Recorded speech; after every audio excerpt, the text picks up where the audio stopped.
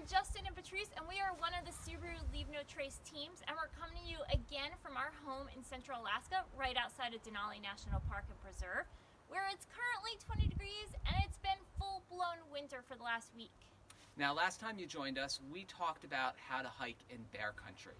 Today, we're going to talk about the Cervidae family, which includes elk and moose. Now, a lot of times, elk and moose can be more dangerous than bears. And while we have plenty of moose here in Alaska, we actually don't have elk, especially here in the interior. Elk live in 24 states, and there are several different species, and moose live in 19 states.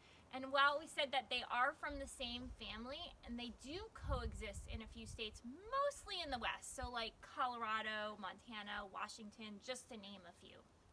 Now, let's talk a little bit about the differences between elk and moose. Moose are traditionally bigger than elk, chocolate brown in color, and have a wattle hanging from their neck. Their antlers have flat pads in the front and are pointed in the back. They have rounded noses. They mainly stay to themselves, and their tracks are more heart-shaped in size. Elk tend to be light brown with a dark brown neck. They have several pointed antlers. They're more agile. They hang out in groups. They have pointed noses, and their tracks are more tooth-shaped in size. Now that we just learned the differences between elk and moose, we thought we'd go out for another hike into the backcountry. So I got my pack, I got my warm mitts here. Best thing is I've got my warm furry hat. Let's go, guys. All right, well, let's head on out and go for this hike. See if we can find any evidence of moose, elk in the area. So come on with me. Oh, right off the bat. Look right down here. This is a moose print right here. And if you come over here, I think these are potentially elk prints right here. Huh, that's definitely a sign. Look right down here. That is definitely moose scat, round and dark. Don't mistake those for chocolate-covered almonds. And it looks like up on this tree, I see some scraping. Check this out. Look at this. This is some moose scraping, elk scraping here. Definitely chewing it off, maybe even rubbing their antlers.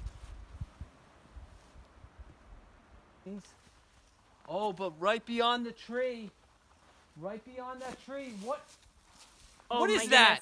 Oh, wow. Well, it definitely looks like we have a spotting of a moose and an elk.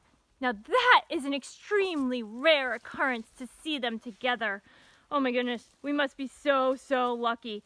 Now we really wanted to head in that direction, so we're just gonna kind of hang back and just see if they end up leaving the area. The distance to keep from them is really, it varies by area, but the rule of them is usually a good idea. What do you think, Justin? I don't know. I think I'm a little too close, but I mean, are they acting aggressively? Wait a minute.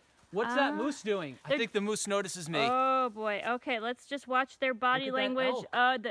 They both looked up. Oh, their ears are going back? Oh my goodness, the moose is stomping. I see the hair. Do you see the whites of their eyes? I don't want to see the whites of their eyes. Oh That means my I'm goodness. too close. You know what? This is the time where we want to put something between us and those animals. What about this? Yeah, a tree, a rock, anything. What do you see? Oh, you know what? Let's go beyond this tree over here. Over here? Oh, yes. Oh, because, they're acting very aggressively. Let's just saw that they left the area. Oh, boy. Now, if an elk or a moose charges you, most likely it will be a bluff charge.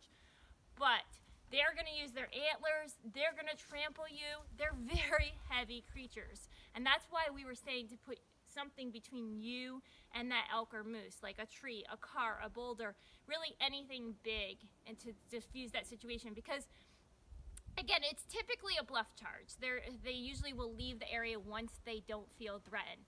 Now, you could try to run away from that moose or elk, but they are extremely fast. So you're really not going to outrun them. That's just not the case. And that's also why we tell you to keep the pets on leashes, because those moose and elk, they're gonna trample a dog. When the dog is barking or acting aggressively toward it, they're gonna be coming toward the dog and trampling or doing that bluff charge again, and the dog might not know any difference. So I'm glad that we were able to diffuse that situation, and we are so happy that you joined us for our hiking in elk and moose country. And we want to thank our actresses. We have Laura the moose and Sarah the elk, our socially distanced friends. Thank you guys so much. Thank you, guys. And just to end on a nice note, here's a video of baby moose in our backyard. In late spring and summer, both elk and moose are very protective of their young. You can see that when we filmed this video, we kept our distance using a zoom and kept the trees between us and the moose. The mom, or the cow, noticed us, but realized that we were not a threat. Another sensitive time would be in the fall during mating.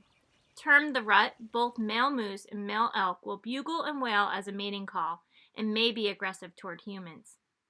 Thanks again for watching, and remember to respect wildlife and leave no trace.